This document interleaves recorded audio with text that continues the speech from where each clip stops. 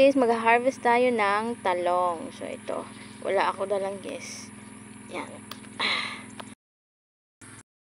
Guys, habang hinihintay natin maumos yung tubig sa pantata natin. So, medyo madali na rin yan. Ayan o na. Guys, yan. Siya, kapag masipag ka lang, marami kang maaani. So, ayan. Ay. Marami na naman. Ayun sa kabila, marami na naman. So, itong side na to, ito pa yung paggagawan ko ng hitoan. Hanggang dun sa isang box na yon. Kaso hindi pa siya naanihan. By this week, maaani na siya. Ito medyo mahaba to. So, makakaludya to ng 15k heads, no? Racing pa lang siya kasi napakalaki ng shooter niya, guys. So, para uubusin niya yung ating ibang maliliit na isda. And then, by 20. So, isa-sizing. Kukunin na rin natin yung malalaki doon. Ayan. So, malapit na siya ma-harvest. Ayan. Dalawang box, guys, gagawin ko to. Ito. Gawan ko lahat ng hituan yan. Malapad siya. Ito, malapad nito. Kasi need natin ang source of income dito. Pero syempre, you need to prepare also. Malaki din kasi, guys, ito. Malaki ang aking dito. Ang aking puhunan. Kasi, nag-start ako na pagpagawa pa lang talaga.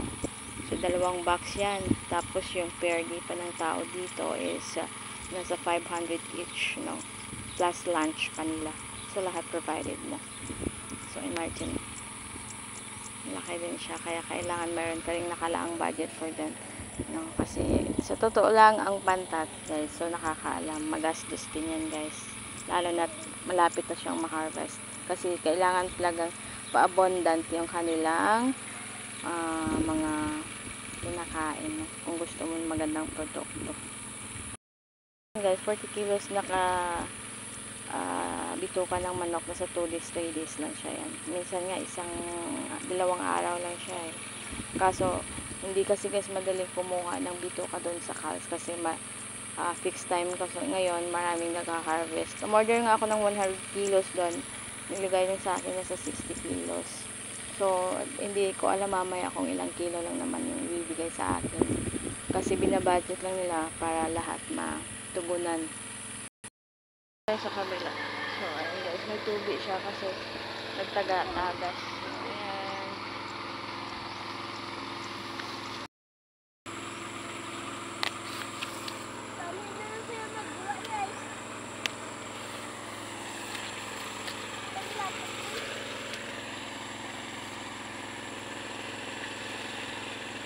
So, ito. Yun to, guys, yung mga 2 years, ano na siya. Pwede na siyang, mamumunga na rin siya.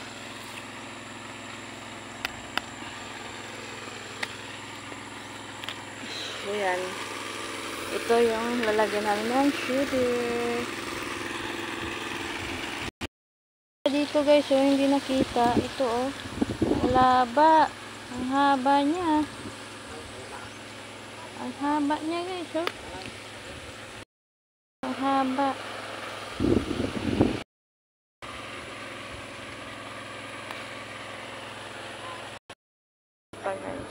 Mga 2 araw, marami na naman to. So, ayan. Ito.